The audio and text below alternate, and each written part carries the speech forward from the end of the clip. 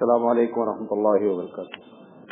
الحمد للہ رب العالمین والعاقبۃ للمتقین والصلاۃ والسلام علی رسولہ الکریم. اعوذ باللہ من الشیطان الرجیم. بسم اللہ الرحمن الرحیم. فاسألوا اہل الذکر ان کنتم لا تعلمون. آج جمعہ ہے، سوال جواب کی نشست ہے. اللہ تعالیٰ کہتا ہے کہ اگر نہیں جانتے ہو تو جاننے والوں سے پوچھو. اب اللہ سے دعا کرتے ہیں کہ اللہ تعالیٰ صحیح جواب ہم سے کہلوائے. سوال کیا گیا ہے پہلا کہ آپ نے تقریر میں فرمایا کہ جنت میں جو چاہتا ہے ملے گا، جبکہ حدیث میں آتا ہے کہ جس نے یہاں سونا پہنا ہے اس کو جنت میں سونا نہیں ملے گا. یہ سوالات بتاتے ہیں کہ لوگ غور سے سنتے باتوں کو. اچھی چیز ہے. مفتی شفیع علیہ رحمٰن نے اس کا جب سوال سمجھ گئے. سوال یہ ہے کہ جس نے یہاں سونا پہنا ہے اگر وہ خدا نہ خواستہ جنت میں پہنچ گیا تو اس کو سونے کا جو کنگن قرآن میں ہے اور حدیث میں ہے کہ پہنایا جائے گا جنتیوں کو، وہ نہیں دیا جائے گا. آپ نے تقریر میں کہا کہ جو تمہارا دل چاہے گا وہ ہوگا. تو یہ دونوں باتیں کیا ہو رہی ہیں؟ کلیش ہو رہی ہیں. مفتی شفیع علیہ رحمٰن نے جواب دیا ہے کہ جو یہاں سونا پہن لیا ہے اور پہننے کے بعد جنت پہ پہنچ گیا ہے اس کا دل ہی نہیں چاہے گا سونا پہننے کے لیے. اس کا دل ہی، کیونکہ ابھی بھی دل آپ کے کنٹرول میں نہیں. جنت میں ہو یا دنیا میں ہو، دل کس کے کنٹرول میں ہے؟ رب ذوالجلال کے. ایک صاحب نے لکھا ہے کہ آپ نے تقریر میں فرمایا کہ یہاں کے جوڑے اگر جنت میں مل گئے تو وہاں بھی جوڑے رہ سکتے ہیں. مطلب یہاں میاں بیوی ہیں، جنت میں پہنچ گئے، اگر وہ چاہیں گے تو وہاں بھی اللہ ان کو میاں بیوی کی حیثیت سے رکھے گا. یہ گفتگو میں پہلے آیا تھا. اگر کسی بیوی کے کئی شوہر رہے ہیں، مطلب ایک شوہر ہوا انتقال کر گیا، دوسرا شوہر آیا، تیسرا شوہر آیا، جنرلی 2-3 ہو سکتے ہیں، تو وہ بیوی کس کے ساتھ رہے گی؟ اللہ کے رسول صلی اللہ علیہ وسلم سے اتفاق سے یہ سوال کیا گیا. یہ سوال رسول اکرم صلی اللہ علیہ وسلم سے خود فرمایا گیا.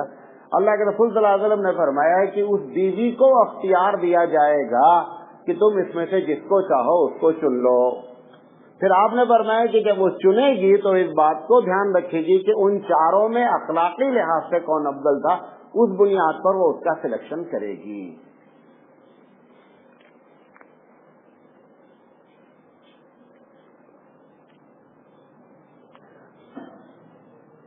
کسی صاحب نے سوال کیا ہے کہ پیر کی تصویر گھر یا دکان میں بطور برکت لگا سکتے ہیں؟ سوال پوچھا ہے. جب نبی کی تصویر لگانا کا یا نبی کی تصویر بنانے کا حکم نہیں ہے تو پیر صاحب کس کھیت کی مولی ہیں؟ بات سمجھ میں آ رہی ہے؟ تصویر کے بارے میں شریعت نے جو پالیسی اختیار کی ہے اس کی وجہ سمجھ لیں. کھڑکی کھولیں یار. اس کی وجہ سمجھ لیں. شرک جب شروع ہوا دنیا سے پہلے تصویر سے ہی شروع ہوتا ہے.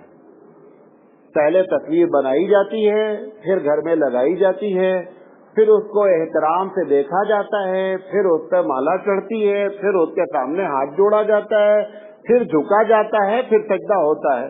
یہ اسٹیپس ہیں اور یہ ہو گئے. آج اتفاق سے ایک دکان میں ہم گئے تھے تو وہاں پیر صاحب کی تصویر لگی ہوئی تھی.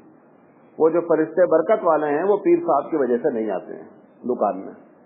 کیوں؟ حدیث میں کیا آتا ہے کہ جہاں پر کتے ہوتے ہیں اور تصویر ہوتی ہے وہاں فرشتے رحمت کے نہیں آتے ہیں. لہذا یہ بہت ہی بری بات ہے.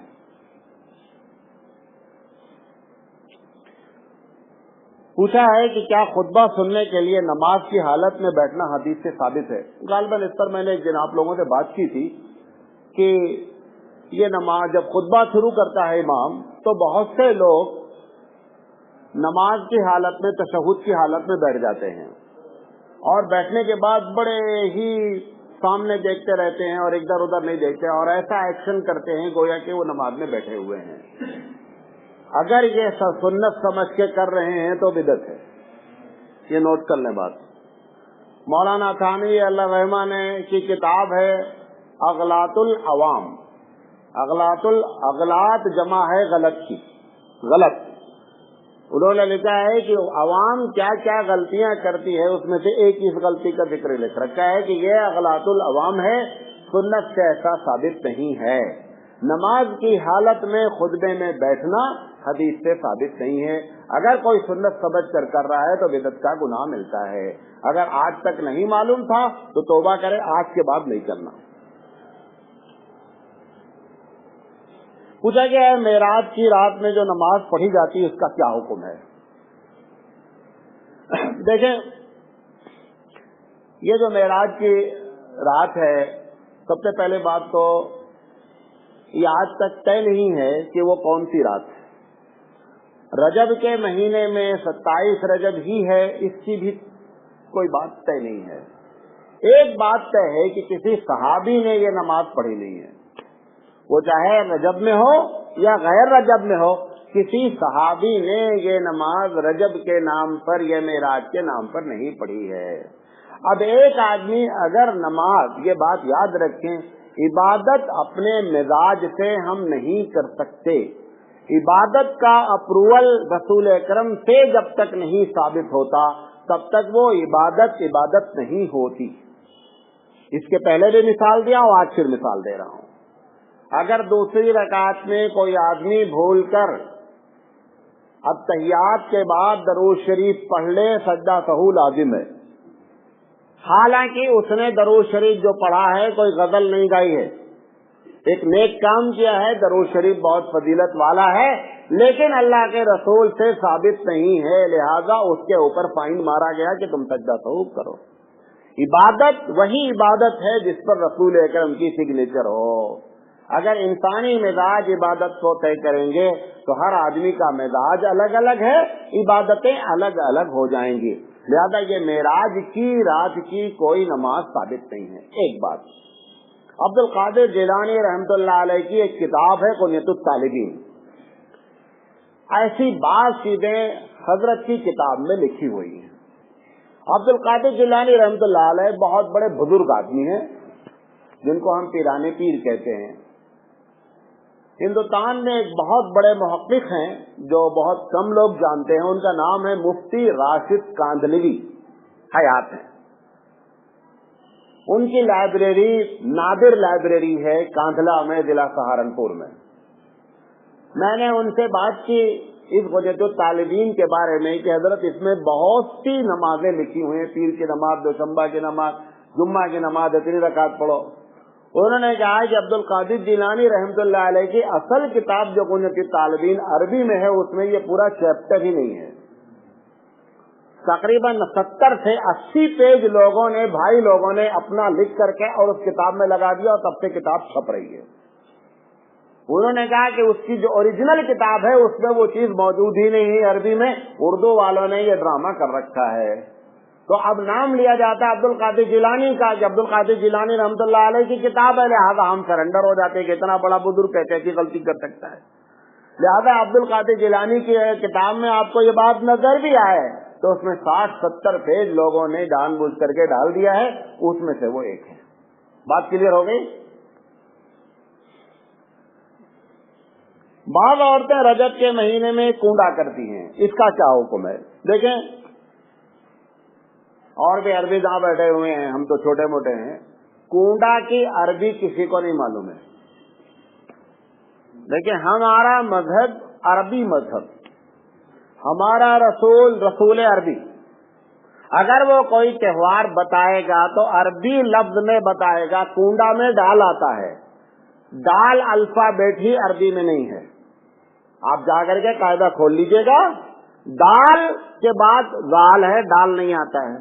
کونڈا کی عربی جا کر ڈکشنری ہمارے پاس 10 سے 15 کاپی رکھی الگ الگ، جس کو شوق ہو آ کر چیک کر لے کہ کونڈا کی عربی کوئی مائی کا لال تلاش نہیں کر سکتا۔ کیوں؟ رسول عربی نے اگر اس تہوار کو انٹروڈیوس کرایا ہوتا تو امت محمدی صلی اللہ علیہ وسلم بھی اس تہوار کو جانتی، رسول عربی نے نہیں کیا ہے، لہذا یہ تہوار ایجاد بندہ ہے۔ یہ تہوار جو ہوا ایجاد اس کی وجہ بتا دیتا ہوں۔ یہ شام میں سب سے پہلے تہوار ایجاد ہوا، معاویہ رضی اللہ تعالی عنہ سے شیعوں سے 36 کا آنکڑا تھا، بڑی لڑائی تھی۔ معاویہ رضی اللہ تعالیٰ عنہ کا انتقال ہوا. معاویہ رضی اللہ تعالیٰ عنہ کے انتقال کی خوشی میں ایرانی لوگوں نے یہ کنڈا منایا. فارسی میں ڈال ہے, فارسی میں ڈال ہے. یہ وہاں سے کنڈا منایا گیا. یہی وجہ ہے کہ اس کو یہاں تو کرناٹک میں کم, یو پی وغیرہ میں اس کی شرط ہے کہ رات میں ہی پکنا, فجر سے پہلے کھانا پک جانا. کیوں؟ معاویہ رضی اللہ تعالیٰ عنہ کے زمانے میں عمومی حکومت تھی. اگر ان کو معلوم ہو جاتا پولیس ڈپارٹمنٹ کو کہ معاویہ کے انتقال پر خوشی منائی جا رہی تو ڈنڈے پڑتے. لہذا وہ چھپ کر کے تہوار منایا گیا ان کی خوشی میں. ہم مسلمان نادان, معاویہ رضی اللہ تعالیٰ عنہ صحابی رسول ہیں, حضور کے نسبتی برادر ہیں, کاتب وحی ہیں. ان کے وفات پر یہ خوشی شیعوں نے منائی ہے. وہاں سے یہ کنڈا نکلا ہے اور سب سے زیادہ شیعہ اس کو مناتے ہیں. کنڈا کی شریعت میں کوئی حقیقت نہیں ہے, کوئی اس نام کا تہوار شریعت میں ہے ہی نہیں. اور آپ کو بتا دیا, چور کتنا بھی چوری کرے کچھ ثبوت چھوڑ کر جاتا ہے پولیس والوں کے لیے. ایسے ہی ہم علماء شریعت کے پولیس ہیں. تم کتنا بھی اسمارٹ ہو کر کے کام کرو گے, ہم نکالیں گے وہیں سے. تم نے لفظ بنایا کنڈا, ہم نے ڈال پکڑا. سمجھے؟ کیوں؟ چور کتنا بھی اسمارٹ ہو وہ ثبوت چھوڑ کر جاتا ہے. سفر لکھا ہے, سفر کے مہینے میں دلہن پہلی بار شوہر کا منہ نہیں دیکھنا چاہتی. یہ کیا شریعت سے ثابت ہے؟ یہ عورتوں کی جانب سے سوال آیا ہوا ہے. دیکھیں, اسلام لاجیکل اور فطری مذہب ہے. کیا مذہب ہے؟ لاجیکل اور فطری. قرآن مجید نے کم سے کم 25 سے 30 جگہ کہا ہے کہ کیا تم کو بھیجا نہیں ہے, سمجھ میں نہیں آتی بات.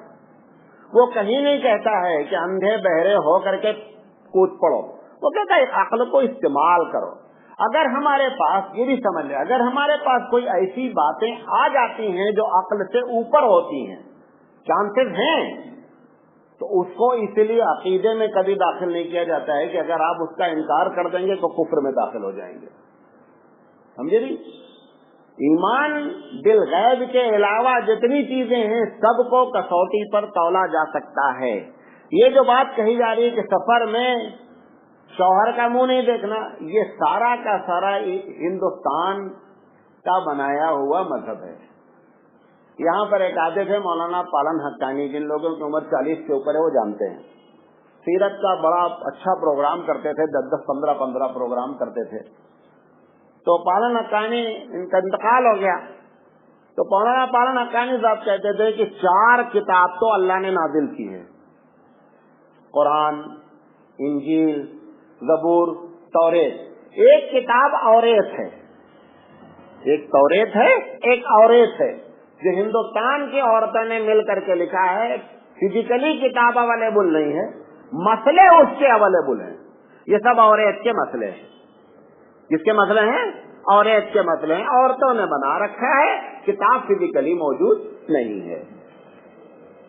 اور اگر کوئی ایسا کرتا ہے کہ مطلب یہ عقیدہ رکھتا ہے, آپ کو کل بھی بتایا تھا کہ عقیدہ رکھنا بہت بڑا گناہ ہے. عقیدہ صرف وہی رکھا جا سکتا ہے جو شریعت سے ثابت ہے. لکھا ہے کہ جا نماز کا کونا نماز پڑھنے کے بعد موڑ دیتے ہیں تاکہ شیطان نماز نہیں پڑھے. اس کا کیا حکم ہے؟ دیکھو بابو, اگر ہم کو معلوم ہو جائے کہ شیطان مصلی چھوڑ دیں گے تو نماز پڑھے گا, ہم تو پوری دنیا میں مصلی دکھا دیں کہ بیٹا تو 2 رکعت نماز پڑھ ہی لے.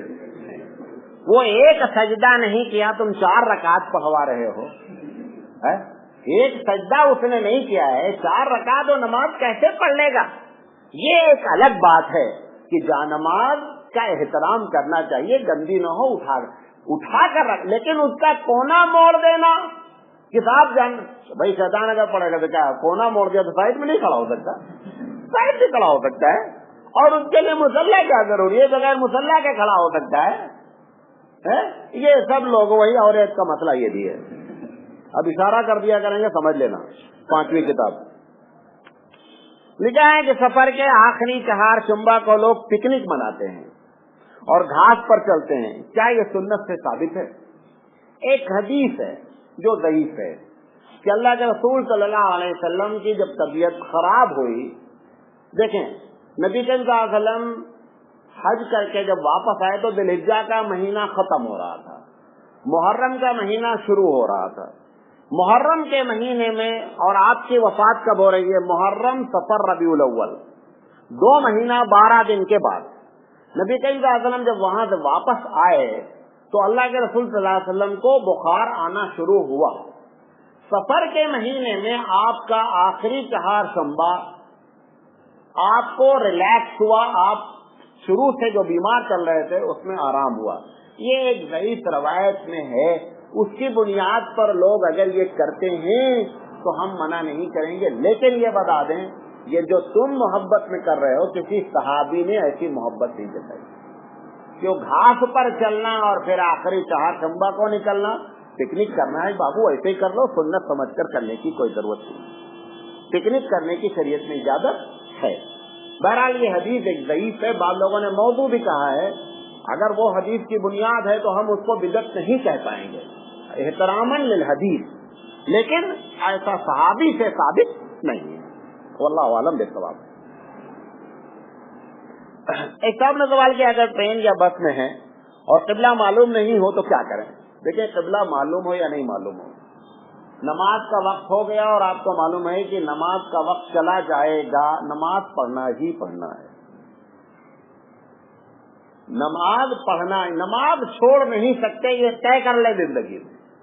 قبلہ معلوم ہے تو بھی نہیں معلوم ہے، جس طرف بس آپ ٹرین جا رہے وہی آپ کا قبلہ ہے، آپ جو آپ کو سہولت ہے اس میں کر کے نماز پڑھ لیں، نماز چھوڑ نہیں سکتے اس بنیاد پر کہ قبلہ نہیں معلوم ہے، نماز پڑھنی ہے۔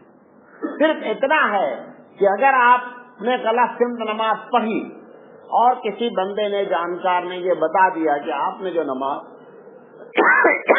نماز پڑھی تھی وہ نماز غلط سمت پڑھی گئی ہے اور نماز کا وقت باقی ہے تو نماز دوہرا لیں، اور اگر نماز کا وقت گزر گیا ہے پروردگار عالم قبول کرنے والا ہے، گھبرانے کی کوئی ضرورت نہیں ہے، ثواب اللہ کو دینا ہے، بندے کو نہیں دینا ہے۔ لکھا ہے کہ ایک آدمی نے سامان بیچا، کسٹمر 2 دن کے بعد کہتا ہے کہ اس میں عیب ہے، تو بائے کو واپس لینا ضروری ہے یا نہیں؟ بائے سے مراد بیچنے والے کو۔ سامان بیچتے وقت اگر آپ نے اس سے کہا کہ بھائی ٹھیک سے دیکھ لو جو کچھ دیکھنا ہے، اور وہ عیب اس کے اندر نظر نہیں آیا، بعد میں اس کو استعمال کرنے میں، مثال کے طور پہ ایک ایسی چیز ہے جو استعمال کرنے پر معلوم ہوگی، تو ایسی شکل میں اگر اس کے اندر عیب نظر آ گیا تو آپ کو 3 دن کے اندر اندر وہ آگے بتاتا ہے تو سامان واپس کرنا پڑے گا۔ یورپ میں تو مہینہ 2 مہینے کے بعد بھی واپس کرنے کا سسٹم ہے، ہمارے یہاں تو لکھا ہی رہتا ہے سامان واپس نہیں ہوگا، حالانکہ شریعت نے ہمارے یہاں 3 دن کی اجازت دی ہے۔ مثال کے طور پر بنیان ایک آدمی نے بیچا، وہ کہہ رہا اب اس میں آپ دیکھا جا سکتا ہے کہ آپ بنیان دیکھ لیں کٹی پھٹی تو نہیں ہے، آپ نے دیکھ لیا اور اب آپ کہنے کہ ٹھیک ہے، اب آپ لے کے چلے گئے، بعد میں آ کر بولیں کٹی ہوئی ہے، اب اس کے بھی چانسز نہیں کہ آپ کی وجہ سے کٹی ہو اور آپ واپس کر رہے ہوں، لہٰذا اس میں تو ریٹرن کرنے کا حق نہیں ہے۔ لیکن اگر پیک بنیان تھی اور پیک ہی لا کر کے آپ کو دکھلا رہا ہے تو آپ کو واپس کرنا پڑے گا اگر 3 دن کے اندر اندر اس نے بدلا دیا تو۔ شریعت نے کسی مسئلے کو چھوڑا نہیں ہے، اللہ کا شکر ہے۔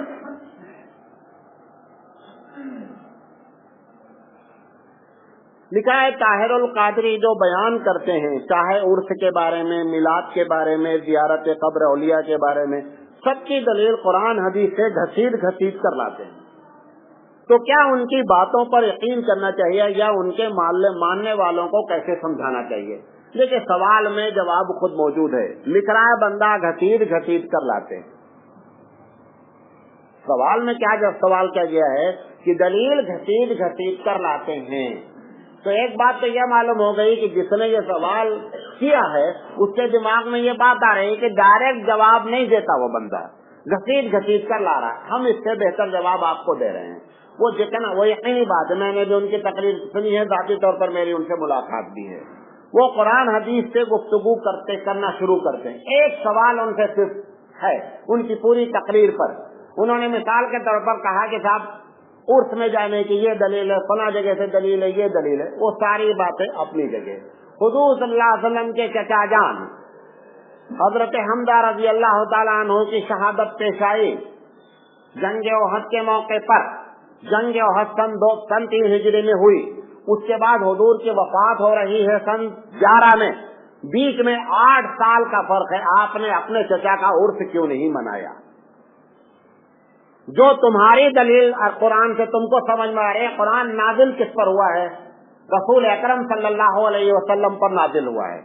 جس قرآن کی آیت سے تم عرس کی دلیل نکال رہے ہو وہ دلیل اللہ کے رسول کو سمجھ میں نہیں آئی، لہذا تم ان سے زیادہ اسمارٹ ہو، تم کو دلیل سمجھ میں آ رہی ہے. اس کے بعد دوسرا جواب، سینکڑوں صحابہ کی شہادت ہوئی، سینکڑوں صحابہ کا انتقال ہوا. 1,25,000 صحابی میں سے ایک صحابی کی روایت موجود نہیں ہے جنہوں نے کسی کا عرس منایا ہو. لہذا گھسیٹ گھسیٹ کر دلیل جو بھی آپ لا رہے ہوں، صرف ایک سوال ہے کہ اللہ کے رسول نے اور صحابہ نے اس چیز کو سمجھا کیوں نہیں، اور اگر نہیں سمجھا ہے خدا حافظ ہم بھی نہیں کرنا چاہتے. آپ کو کئی مرتبہ سمجھا چکا ہوں کہ گرین چینل سے جنت میں جانے کی بات کرو، کسٹم کا سامان لے جانا نہیں.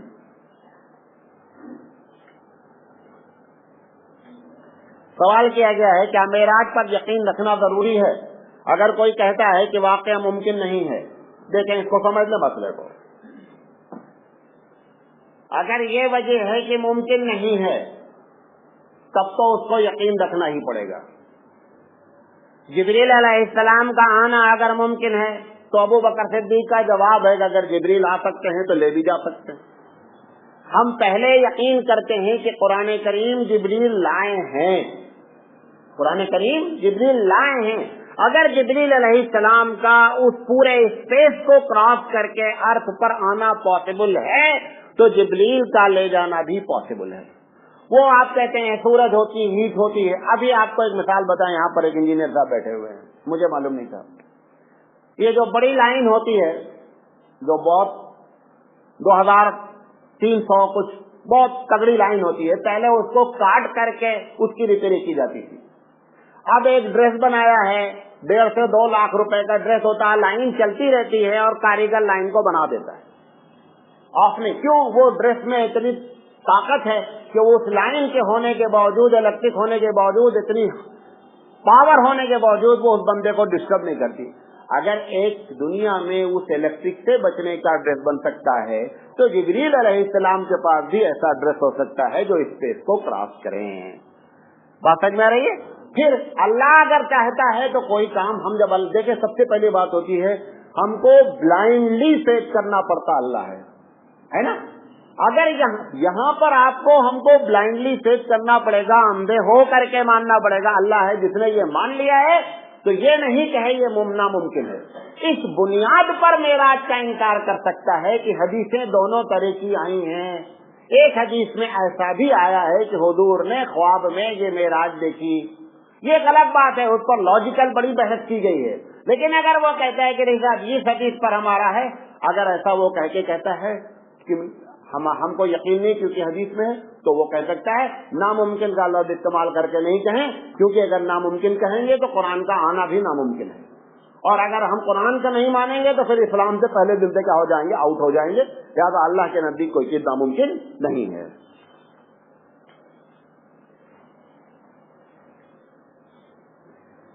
پوچھا ہے مکروہ اوقات کیا ہیں؟ مکروہ سے مراد میری سمجھ سے نماز کے مکروہ اوقات کیا ہیں، اور کیا مکروہ اوقات میں فرض نماز پڑھی جا سکتی ہے؟ دیکھیں، نماز کے مکروہ اوقات بہت سی چیزیں ہیں. جو اصل سوال ہے کہ مکروہ وقت میں فرض نماز پڑھی جا سکتی کہ نہیں. مثال کے طور پر فجر کی فرض سے لے کر کے سورج نکلنے تک نماز کا وقت کیا ہے؟ مکروہ ہے، کوئی سنت تفصیل نہیں پڑھی جا سکتی. ایک آدمی کی کل کی فجر چھوٹی ہوئی ہے اور اس کو یاد آ گیا کہ مجھے فجر کل کی چھوٹی ہے جو فرض ہے، تو ایسی شکل میں کسی بھی مکروہ وقت میں فرض نماز کو پڑھنے میں کوئی آپ نماز پڑھ سکتے ہیں. انشاءاللہ زندگی رہی تو اگلے، کیونکہ یہ لمبا سوال ہے، اگلے جمعہ کو اگر زندگی رہی تو مکروہ کہ کیا کیا چیزیں ہیں کہ جب نماز پڑھنا مکروہ ہے، وہ تقریباً 13 یا 14 تھی. انشاءاللہ وہ ایک ایک کر کے ہم گلا دیں گے. اس سوال کو ہم الگ سیپریٹ رکھ دیتے ہیں، دوبارہ جواب دیں گے.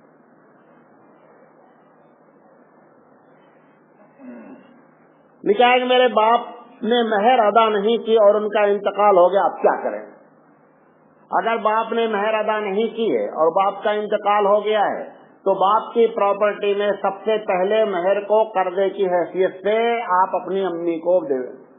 جو امی کا حصہ 1/4 یا 1/8 ہوتا ہے، اس کے علاوہ یہ آپ کو قرض ان والدہ کا جو کہیں گی کتنی مہر ہے، یا جو مہر پیپر پہ لکھی ہوئی ہے اگر پیپر موجود ہے تو وہ مہر سب سے پہلے بطور قرض کے ان کو ادا کی جائے گی. اس کے بعد پراپرٹی بانٹی جائے گی.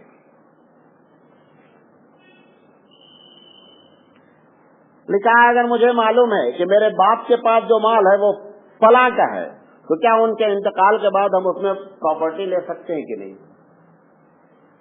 ٹپیکل سوال ہے. ایک آدمی کو معلوم ہے کہ میرے ابا نے حرام کمایا ہے، یا میرے ابا چوری کر کے لائے ہیں، یا میرے ابا رشوت لے کر آئے ہیں اور یہ پیسہ ان کا جمع ہے. اس میں تقویٰ یہ ہے کہ پراپرٹی میں حصہ نہ لیا جائے. مولانا تھانوی علیہ رحمہ کا واقعہ ہے. مولانا تھانوی کے والد ذمہ دار تھے، ان کے پاس جو پراپرٹی آئی اس میں کچھ پراپرٹی میں ان کو شبہ تھا کہ یہ پراپرٹی جو ابا کے پاس آئی ہے یہ صحیح نہیں ہے، لہذا انہوں نے اس پورے حصے میں اپنی پراپرٹی لینے سے انکار کر دیا کہ میں اس میں پراپرٹی نہیں لوں گا. سمجھ میں آ رہی بات؟ اور اگر یہ بات معلوم ہو جائے کہ فلاں کا چوری کا مال ہے تو لازم ہے کہ چوری والے مال کو جس کا مال ہے اس کا واپس کیا جائے. سارے لوگ بھائی بہن مل کر کے بولیں کہ ابا کا مال نہیں ہے، فلاں کا مال ہے، اس کو واپس کرنا چاہیے.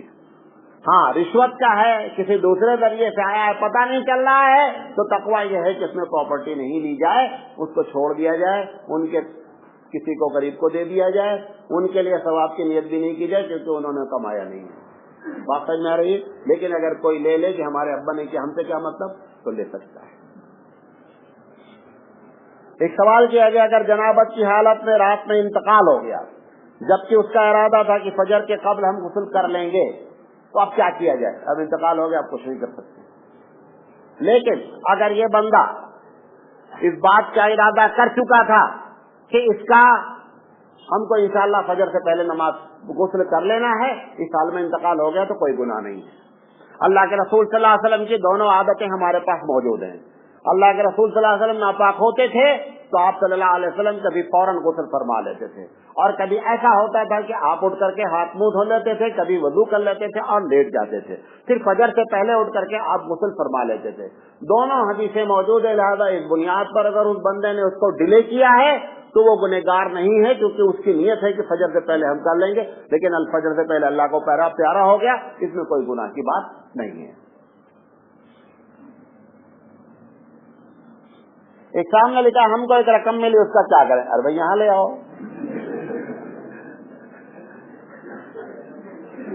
دیکھیں یہ جو رقم ملی ہے اس کو ہماری شریعت میں لقطہ کہتے ہیں. کیا کہتے ہیں؟ لقطہ کہتے ہیں. پڑی ہوئی رقم. اس کی دو کیفیت ہو سکتی ہے، رقم چھوٹی ہے یا رقم موٹی ہے.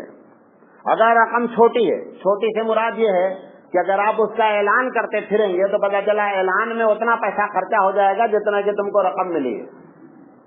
مطلب کسی کو جیسے شاہ بازار کے چوراہے پر 10 روپے مل گئے، اب 10 روپے کے چکر میں کہ کس کا ہے، اپنے دکان بند کر کے اگر یہ دن بھر کرے گا تو 2000 کا نقصان کرے گا 10 روپے کے چکر میں. یہ 10 روپیہ رکھے رہے، 2-4-10 لوگ جو وہاں قریب کے ہیں ان سے پوچھ لے، پوچھنے کے بعد اس پیسے کو رکھے رہے. اگر وہ خود زکوٰۃ اور صدقات کا مستحق ہے تو اس نیت سے کھا لے کہ فلاں کی طرف سے یہ صدقہ ہے جس کا پیسہ ہے. اور اگر پیسہ کھا لیا اور کھانے کے بعد کوئی آ گیا کہ بابو میرا پیسہ تھا، تو پیسہ واپس کرنا پڑے گا. اللہ کے رسول صلی اللہ علیہ وسلم سے حضرت علی کا واقعہ ہے. حضرت علی نے ایک درہم پایا، پریشان تھے. حضور سے فرمایا کہ اللہ کے رسول ایک درہم ملا ہے اور گھر میں کھانے کو بھی کچھ نہیں ہے، جا کر کے اس کا آٹا لے آتے ہیں. حضور نے کہا ٹھیک ہے، لیکن یہ بات یاد رکھو کہ اگر وہ درہم والا یا درہم والی آ گئی تو واپس کرنا پڑے گا. ابھی کھاتے ہیں دیکھیں گے بعد میں کیا ہوتا ہے. وہ جا کر کے بیچارے لے کر آ گئے. ان کا بھی امتحان دیکھو، وہ روٹی کھانے بیٹھے, وہ بڑھیا چلاتی ہوئی ہے میرا درہم گرا ہے. اللہ کے رسول صلی اللہ علیہ وسلم بھی اتفاق سے انہیں کے گھر میں دیکھا جا نپٹو معاملے کو, آ گئے. اب اللہ کے رسول صلی اللہ علیہ وسلم نے ان سے کہا کہ آپ اس کا درہم واپس کریں. بہرحال وہ انتظام کر کے اس کا درہم واپس کیا گیا. تو اگر چھوٹی رقم ہے اور بندے نے استعمال کر لی تو ایسی شکل میں کیا ہے کہ جب اگر وہ استعمال کر لیا اس کی طرف سے صدقہ ہے, کوئی بات نہیں ہے. موٹی رقم ہے اور اتنی موٹی رقم ہے کہ آپ جیسے مثال کے طور پر 20,000 روپے کا پرس کسی کا مل گیا, اگر پرس میں کوئی ایسا سائن ہے کہ جس سے آپ پتہ لگا سکتے ہیں تو لازم ہے کہ اس تک پیسہ پہنچایا جائے. اگر شہر میں کوئی ایسا ڈپارٹمنٹ موجود ہے کہ جہاں پر جا کر جمع کر دیا جائے, لیکن ڈپارٹمنٹ ایسا نہیں کہ وہی کھانے والے ہوں, سمجھے نہیں, یہ ہندوستان ہے. عرب دنیا میں یا یورپ وغیرہ میں باقاعدہ ایک ڈپارٹمنٹ ہوتا ہے کہ آپ کوئی سامان پا گئے آپ جا کر دے دیں گے, وہ اس کے بعد اپنا اعلان کرتے ہیں. اگر کوئی آ کر کے ان کو پروف کر دیتا ہے تو اس کو کیا کرتے ہیں, وہ ریٹرن کر دیتے ہیں. عربوں میں تو بہت بڑا ڈپارٹمنٹ ہے یہ, اور پھر اپریشیٹ بھی اس کو کرتے ہیں. اگر کوئی ڈپارٹمنٹ ہے تو آپ اس کو ڈپارٹمنٹ کو حوالے کر دیں. اگر ڈپارٹمنٹ نہیں ہے تو آپ اعلان کریں. اعلان کئی طریقے سے ہو سکتا ہے, پیپر میں دیا جا سکتا ہے کہ بھائی یہ نہیں بتاویں اتنی رقم ملی, ورنہ دعوے دار بہت آ جائیں گے. یہ بتاویں کہ ایک رقم ہم کو فلاں جگہ پہ ملی ہے, اگر کسی صاحب کی ہے تو آ کر کے کلیم کریں, اس نمبر پر ہم سے بات کریں. اگر کوئی آتا ہے اور ایگزیکٹ بتاتا ہے کہ بھائی ہمارا ایسا پرس ہے, اتنی رقم ہے, اتنے کی نوٹ ہے, فلاں ہے, پروف کرتا ہے اور آپ سیٹسفائڈ ہو جاتے ہیں تو اس کو واپس کر دیں. تیسری شکل یہ ہے کہ آپ پتہ ہی نہیں چلتا ہے تو ایسی شکل میں اس کی طرف سے اس کو کیا کر دیا جائے, صدقہ کر دیا جائے. لیکن اگر وہ بھی آ گیا تو پیسہ پھر واپس کرنا پڑے گا. وہ صدقے کا ثواب تمہارے اکاؤنٹ میں ٹرانسفر ہو جائے گا اور تم کو پیسہ دینا پڑے گا. ٹھیک ہے. ایک صاحب نے لکھا ہے فجر کی نماز جان بوجھ کر چھوڑ دی تو اس کی قضا کس وقت تک ہے؟ وارے واہ, جان بوجھ کر جو نماز چھوڑتے اس کی قضا ہوتی نہیں. یہ بات نوٹ کر لیں. قضا کا مطلب شریعت میں ہوتا ہے ہونا کر کے نہیں چھوڑا.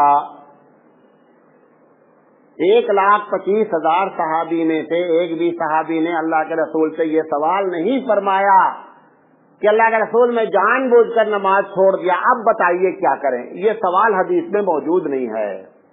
یہ جو قضا کا مسئلہ آپ لوگوں کو بتا دیا گیا ہے, روز آنا ہونا کر کو 7 بجے اٹھنا اور 8 بجے نماز پڑھنا, اس کی کوئی شرعی حیثیت نہیں ہے. یہ بات آپ کو بتا دیں. قضا ہوتی ہے انجانے میں. 2 وجہ سے قضا ہو سکتی ہے, بندہ سو گیا یا بندہ بھول گیا. یہ 2 کے علاوہ کوئی تیسری وجہ ہے ہی نہیں. تھوڑا سا آگے آ جائیں, پیچھے لوگ ہیں. تو یہ 2 وجہ کے علاوہ کوئی تیسری وجہ نہیں ہوتی ہے قضا نماز ہونے کی. اور یہ بھی بتا دیں آج اس مسئلے کو, مثال کے طور پر ایک آدمی نماز کا عادی ہے, اتفاق سے آنکھ لگ گئی, روز آنا پڑتا ہے بیچارہ. اب اس کی آنکھ کھلی تو نماز کا وقت کیا ہوئے, جا چکا ہے. جب جا چکا نماز اور اس کو معلوم ہو گیا, آپ فوراً اٹھ جائیں اور اٹھ کر نماز پڑھیں, یا آپ کو نماز نہیں چھوٹی, آپ کی نماز ادا ہی مانی جائے گی. کیوں؟ کیونکہ جو سلایا وہ کون ہے, اوپر والا ہے. لیکن یہ عادی مجرم نہیں ہونا چاہیے. روز آنا بغل میں الارم لگا رہے ہیں دبا رہے ہیں, لگا رہے ہیں دبا رہے ہیں. 55 سال سے یہی حرکت ہے. بھئی جب معلوم ہو گیا کہ الارم دبا دیتے ہیں, الارم دور رکھو. میں کیا کرتا ہوں, میں الارم کبھی تو دور رکھتا ہوں, کبھی اتنا اوپر رکھتا ہوں کہ اچک کر بند کرنا اس کو, تب وہ نیند جاتی ہے. اب آپ بغل ہی دبائے ہیں, روز دبا رہے ہیں, یہ کیا مطلب ہے؟ اور بعض لوگ کہتے ہیں کہ نہیں وہ نیند ہی نہیں ختم ہوتی. میں کہتا ہوں جس کو نیند نہیں ختم ہوتی, میں اعلان کر دوں ریاض العلوم میں آپ نماز پڑھیں گے روزانہ, ہم 500 روپیہ دیں گے, دیکھیں نیند تمہاری ختم ہوتی کہ نہیں ہوتی. یا یہی ریلوے ڈپارٹمنٹ یا بعض ڈپارٹمنٹ ایسے ہیں جن کی ڈیوٹیاں رات کے 4 بجے یا 5 بجے شروع ہوتی ہیں. انہیں معلوم ہے اگر نہیں جائیں گے تو کیا ہو جائے گا, سیلری کٹ جائے گی. کیسا 4 بجے پہنچتے ہیں؟ تو پتا چلا کہ وہ پیسہ جب کٹتا تو معلوم ہوتا ہاں پیسہ کٹا, لہذا وہاں پہ نماز نہیں چھوٹتی. تو نماز کو پیسے سے نیچے رکھا گیا ہے, نماز کو اوپر رکھے. لکھا ہے ہماری مسجد کے امام میں جو مصلی ہیں, مصلی پر کھڑے ہونے کے بعد تکبیر کے فوراً بعد نماز شروع کر دیتے ہیں, جبکہ سب ابھی سیدھی تک نہیں ہوتی ہے. ان کا ایسا کرنا کیسا ہے؟ دیکھیں یہ بہت بری حرکت ہے, اور اتفاق ایسا ہے پورا ہندوستان اس میں انوالو ہے. اللہ کے رسول صلی اللہ علیہ وسلم کی عادت تھی تکبیر سے پہلے नमाज को सीधा, सबको सीधा करते थे। आप मुसल्ला छोड़ते थे और आते थे, सबको देखते थे। हजरत उमर रज़ी अल्लाह तआला अन्हु कहते हैं सिर्फ इतनी सीधी होनी चाहिए कि हम अपनी तीर रख करके देख लें कि तीर हमारा सीधा है कि नहीं, तब नहीं, हम तीर को देखें कि हमारी तीर सीधी है कि नहीं सीधी है। ये बहुत बड़ी कोताही हमारे इमामों की है कि मुसल्ले पर खड़े हो जाते हैं और खड़े होने के बाद एक मर्तबा भी पीछे पलट कर नहीं देखते कि नमाज में जगह खाली है, कोई आगे है, कोई पीछे है। इस बात का एहतमाम ही नहीं करते हैं। जहाँ जहाँ आप लोग मस्जिद में हैं और अगर इमाम से आपकी दोस्ती है तो आप उस इमाम को समझाने की कोशिश करें कि एक मर्तबा खुदा के वास्ते पीछे देख लिया करो, सफ मुकम्मल हुई है कि नहीं। अल्लाह के रसूल सल्लल्लाहु अलैहि वसल्लम फरमाते हैं कि जब सफों में आपस में दराज होता है तो इसकी वजह से दिलों में भी फर्क पड़ता है। यही वजह है कि हम हमारे बगल एक आदमी 15 साल से नमाज पढ़ रहा, सलाम नहीं कर रहे हैं उससे, है? और नमाज में क्या बोलते हैं? अस्सलामु अलैकुम व रहमतुल्लाह, अल्लाह दाहिनी तरफ जितने लोग हैं सब पर सलामती हो, है? फिर बोलता बाईं तरफ अल्लाह। सलाम का मतलब क्या है कि अल्लाह जितने मुक्तदी मौजूद हैं दाएं बाएं सबके हो, और फिर उसी से दुश्मनी भी करे। अल्लाह भी सोचता होगा ये कौन सा डिपार्टमेंट लेकर के आए हैं। नमाज में बोल रहे हैं सलामती हो और उनके खिलाफ मुकदमा भी दायर करने जा रहे हैं। नमाज की सलामती का मतलब यही है। लिहाजा अल्लाह के रसूल ने फरमाया कि अगर सफों में दराज होती है तो इनसे दिलों भी क्या होते हैं, टूटते हैं। लिहाजा आप इस सुन्नत को सामने रखकर अमल करें। आज हमारे साथ एक मसला पेश आया, पहले कभी नहीं पेश आया था, मैंने उसको लिख दिया है। एक साहब आए, बहरा आदमी में, उन्होंने कहा, मैं समझा, उन्होंने कहा कि मेरी पेशानी पर बिस्मिल्लाह लिखा है। मैं सोचा यार तो बड़ा बरकत वाला आदमी है। वो ये कह रहा था कि मेरी पेशानी पर बिस्मिल्लाह लिख दो। हम समझे वो कह रहा है कि मेरी पेशानी पर बिस्मिल्लाह लिखा है। तो मैंने चश्मा उतार कर देखा, क्योंकि चश्मा दूर का है। मैंने करीब से देखा, हमने कहा कहाँ लिखा है? कहा मैं ये नहीं कह रहा हूँ, मैं ये कह रहा हूँ कि आप अपने हाथ से मेरी पेशानी पर बिस्मिल्लाह लिख दीजिए। तो मैंने कहा कि अल्लाह के रसूल ने तो कभी किसी सहाबी के पेशानी पे बिस्मिल्लाह नहीं लिखा, आप मुझसे क्यों लिखवा रहे हैं? भाई बिस्मिल्लाह खुद लिख लो तुम, है? मैं ज्यादा ऐसे लिखने बजाय ऐसे लिखोगे तो नहीं होगा फर्क ना। हम लिखेंगे इधर से लिखेंगे, तुम लिखोगे इधर से लिखोगे। तो एक साहब बगल में खड़े थे, उन्होंने कहा नहीं, यहाँ पर ये एक रवाज है कि किसी बड़े आलिम से बिस्मिल्लाह लिखा लिए तो तुम जन्नत सीधे। हमने कहा वारे वार, हमको मालूम होता, हम इसको बहुत कैश कराते अब तक। ये इस किस्म की बिदअतें जो है ना, ये सारी इजादे बंदा है। खैर जब मैंने उनसे कह दिया, ये कोनी मस्जिद का वाक़या, जब मैंने उनसे कह दिया कि मैं नहीं लिखूंगा, अच्छा ठीक है आप ना लिखे जाइए। एक सवाल किया गया है कि खतना कराते हैं और उसमें दावत करते हैं, इस दावत का क्या हुक्म है? ये खतने के वक्त की दावत जो है ना, मेरी समझ में नहीं आती कि किस खुशी में है। एक बच्चे को तकलीफ हो रही है तो मैं दावत कर रहे हैं, किस चीज की दावत है? अल्लाह के रसूल सल्लल्लाहु अलैहि वसल्लम और सहाबा में इस किस्म की कोई दावत नहीं थी। जो दावत करनी चाहिए, इसमें 50% लोग होंगे, खासकर जो बूढ़े हैं, उनके वालिदैन ने अकीका ही नहीं किया होगा। अकीका जिसको सुन्नत है, जिसकी रवाज होनी चाहिए, उसकी तरफ तवज्जो नहीं। अकीके की दावत भी की जा सकती है, खाना भी खाया जा सकता है, लोगों को बुलाया भी जा सकता है, उसकी तरफ तवज्जो नहीं। हमको करना क्या है? जो अल्लाह के रसूल ने नहीं किया वो करना है, जो किया है वो नहीं करना है। ये हमारी पॉलिसी है। अल्लाह के रसूल ने अकीका के बारे में किया है, अपने दोनों नवासों का अकीका किया है, उसमें गोश्त भी बांटा गया है। लिहाजा अकीके की बात करें, खतने के खाने को न खाना चाहिए और न खतने में दावत करनी चाहिए। लिखा है मोबाइल में रिंग टोन अजान रखते हैं, इसका क्या हुक्म है? ये बहुत गलत बात है।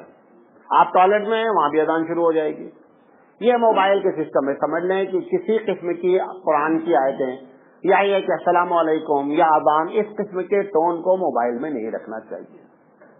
इससे जो है उस अजान की बेहुरमती होती। घर के आप एतकाद में रखते हैं, मुसलमान होने की हैसियत से रखते हैं, इसी तरीके से कोई भी अशार ऐसे नहीं रखें जिसमें हमद बारी ताला हो। अजान ही नहीं, कोई भी ऐसे शेर को न रखा जाए कि जिसके हमद बारी ताला हो और अल्लाह का नाम कहाँ लिया जाए, फिर टॉयलेट में लिया जाए। ज्यादा इससे परहेज करना चाहिए। लिखा है अगर मोबाइल साइलेंट पर लगाना भूल गया और नमाज में बज गया तो क्या करें? हाँ, ये बड़ा अच्छा मसला पूछा। बाद लोग क्या करते हैं, बज रहा है तो बजने दो। देखो भाई, हमारे यहाँ मसला है, अच्छा वो जब बज रहा है तो मैं सुन रहे हैं कि नहीं सुन रहे? मौलाना सिराज तो है कि नहीं सुन रहे? भाई सुन रहे हैं ना कि बज रहा है।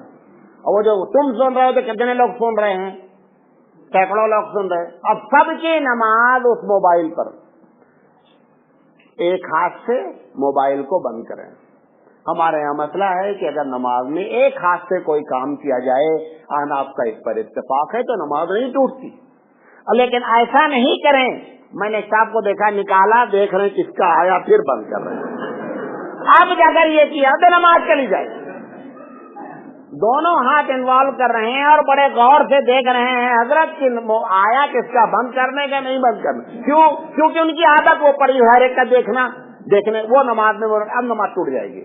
अगर आप दाहिने हाथ जेब में रखा है या बाएं में, आप हाथ बांधे हुए हैं, जिस हालत में आप डाल करके कोई भी बटन दबा दे, या तो ऑन ही हो जाएगा और या ऑफ हो जाएगा, दो में से कोई एक हो जाएगा। लेकिन खुदा के वास्ते उसको बजने नहीं दें, उसको बंद करने की फौरन कोशिश करें। नमाज पे कोई फर्क नहीं पड़ता है। एक साहब ने पूछा, अगर हैज की हालत में सोहबत कर लिया तो क्या करें? पीरियड की हालत में अगर कोई आदमी बीवी से मिल लिया और जानबूझकर मिला है तो गुनाह कबीरा है। क्या है? गुनाह कबीरा है। अहनाफ का फतवा इस पर यह है कि तौबा करे, और मुस्तहब यह है कि 1 दीनार सदका करे या आधा दीनार सदका करे।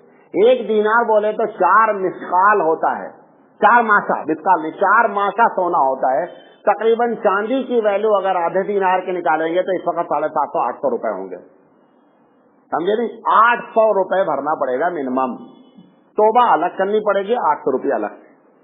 बी अलर्ट है। इस्लाम ने पूछा, बीवी को माँ कह दिया तो क्या निकाह टूट जाएगा? देखो, जैसे कर्नाटक की जबान में माँ कहने, क्या माँ तुम ऐसा कर रहे हैं? अगर वो इस अंदाज में माँ बोला है तब तो कोई चीज ही नहीं है, ये तकिए कलाम है, समझे?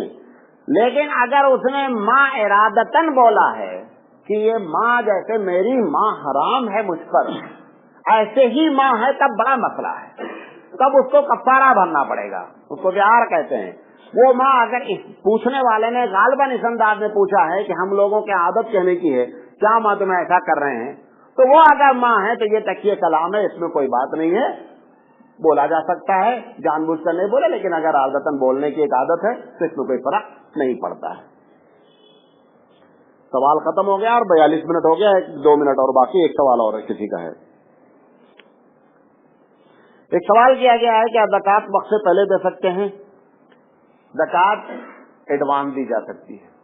इस्लाम एडवांस रिलीजन है, एडवांस ज़कात दी जा सकती है। हुजूर अकरम सल्लल्लाहु अलैहि वसल्लम के पास एक साहब आए और आकर के उन्होंने कहा, अल्लाह के रसूल मैं परेशान हूँ और मुस्तहिक हूँ ज़कात का। अल्लाह के रसूल सल्लल्लाहु अलैहि वसल्लम ने चाचा जान को बुलाया कि चाचा जान, बैतुल माल से तो सारी ज़कात बच चुकी है, आपके पास अगर ज़कात की कोई रकम हो तो आप इनको दे दें। उन्होंने फरमाया कि भतीजे, हमारे पास जो फंड था वो मैं सबका सब क्या कर चुका हूँ। हुजूर ने फरमाया, अगले साल इंशाअल्लाह आपको ज़कात निकालनी है, आप अभी उसको दे दें, बाद में उसको माइनस कर लीजिएगा। लिहाजा यह हदीस हमारे पास बुखारी की मौजूद है, एडवांस में ज़कात दी जा सकती है। पूछा है, तकलीफ दे जानवर मच्छर, खटमल, चूंटी को मारा जा सकता है कि नहीं? मच्छर, खटमल, चूंटी सबको मारा जा सकता है, लेकिन वो चूंटी जो आपको तकलीफ नहीं दे रही, ऐसे ही घूम रही, उसको मारना चाहिए। चूंटी भी 2 किस्म की होती है, यहाँ नहीं पाई जाती, अरब दुनिया में चूंटी पाई जाती है जो सांप से ज्यादा खतरनाक है, सांप से ज्यादा खतरनाक है। दुबई वगैरह के इलाके में बहुत पाई जाती है। जब कोई मेहमान आता है तो हम लोग उसको बता देते हैं कि अगर चूंटी काटे तो फौरन बताना, सांप काटे तो लेट बताना, लेकिन अगर चूंटी काट ली तो फौरन बताना। उसके लिए अलग से इमरजेंसी हॉस्पिटल में पूरा डिपार्टमेंट होता है जो फौरन ट्रीटमेंट करता है, और अगर आप 5 मिनट भी लेट हो जाए तो बंदा को 4 आदमी उठा लेते। तो ऐसी चोटी नहीं, लेकिन नॉर्मल चोटी वगैरह को इस तरीके से मारना अच्छा नहीं है। और अगर मारे भी तो आग से नहीं मारे हैं। अल्लाह के रसूल फरमाए कि आग का अज़ाब सिर्फ रब्बुल जलाल देता है। निकाह मोमिन किसे कहते हैं? इस सवाल का जवाब इंशाअल्लाह अगले, लंबा सवाल है, देखने में छोटा है, जवाब बड़ा है। क्या कारोबारी जमीन की ज़कात निकालना जरूरी है? कारोबारी से मुराद अगर इन्वेस्टमेंट है कि एक आदमी जमीन लेता है, जमीन बेचता है, तो वो उसका जो गोया की व्यापार है, लिहाजा जब वो ज़कात देगा तो उस प्लॉट की, उस जमीन की वैल्यू निकाल करके उसके ऊपर 2.5% क्या करेगा? ज़कात देगा।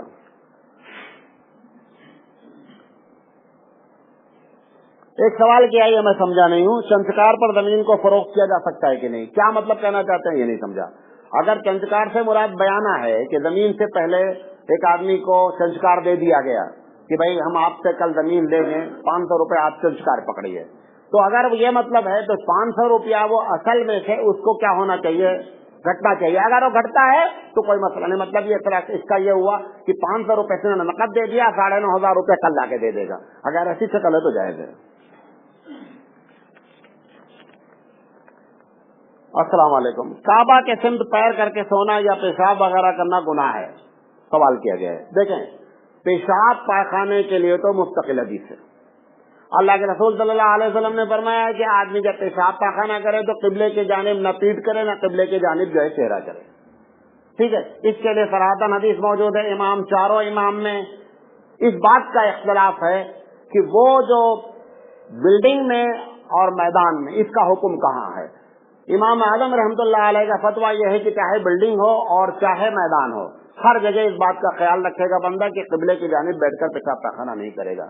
امام شافعی علیہ الرحمہ کا کہنا یہ ہے کہ اگر میدان میں ہے تو اس بات کا خیال رکھے گا کہ قبلے کی طرف پیٹھ اور منہ نہیں ہو، لیکن اگر بلڈنگ میں ہے تو ان کے یہاں اس کی اجازت ہے۔ جو اس میں دوسرا سوال ہے، پیر کر کے سونا، پیر کر کے سونے پہ حدیث موجود نہیں ہے، لیکن ادب کے خلاف ہے کہ پیر قبلے کی طرف کیا جائے۔ ایک دوسری حدیث اور موجود ہے، قبلے کی طرف منہ کر کے قبلے کی طرف تھوکنا، اس پر حدیث موجود ہے، لہذا اس سے علماء نے ہمارا نکالا ہے کہ ادب کے خلاف ہے کہ قبلے کی طرف پیر کیا جائے۔ ایک سوال کیا گیا ہے کہ ایک امام صاحب 10 سال سے امامت کر رہے ہیں، ان کی عمر لگ بھگ 46 سال ہے، تمام بنیادی سہولتیں ہونے کے باوجود نکاح نہیں کیا گیا، ان کے پیچھے نماز پڑھ سکتے نہیں؟ نماز پڑھنے سے اس کا کوئی تعلق نہیں، نماز پڑھ سکتے، وہ نکاح کریں یا نہیں کریں وہ ایک الگ مسئلہ ہے، نماز سے کوئی فرق نہیں پڑتا ہے۔ لڑکی گھر والے آ کر کچھ سامان اپنی خوشی سے دینا چاہتے ہیں تو کیا یہ سامان لے سکتے ہیں یا نہیں، جبکہ لڑکا نہیں چاہتا ہے سامان لینے کے لیے؟ دیکھیں، یہ لڑکا جو کہہ رہا ہے کہ میں سامان نہیں چاہتا ہوں، یہ بہت اچھی بات ہے، مبارکباد کا مستحق ہے۔ جب اس کو معلوم ہو گیا ہے کہ عوام میں جہیز ایک چیز ہے تو ان کو سمجھانے کی کوشش کریں کہ میں جو نہیں لے رہا ہوں میں اس رسم کو بھی توڑنا چاہتا ہوں، محض شریعت کی وجہ سے نہیں، شریعت کی وجہ سے تو میں نہیں لے رہا ہوں، لیکن میں یہ چاہتا ہوں کہ میں اس رسم کو بھی توڑوں۔ رسم کب ٹوٹے گی؟ جب میں جہیز نہیں لوں گا۔ آپ ٹھیک ہے اپنے دل سے دے رہے ہیں، لیکن ہم جب لیں گے تو لوگ پبلک یہ نہیں کہے گی وہ دل سے دیا یا بغیر دل سے دیا، سب آپ کے دل میں آ کر جھانک کر نہیں جھانکیں گے نا، تھرمامیٹر لگا کے دیکھیں گے، لہذا اس کی جہیز نہیں لینا چاہیے۔ اس کے باوجود اگر وہ جہیز دے دیتا ہے یا کوئی سامان دے دیتا ہے تو پھر رکھنا جائز ہے، اس میں کوئی قباحت نہیں ہے۔ اللہ تعالیٰ سے دعا ہے کہ اللہ تعالیٰ جو باتیں کہی گئی ہیں صحیح ہوں، اگر کوئی غلط ہو تو پروردگار عالم معاف فرمائے۔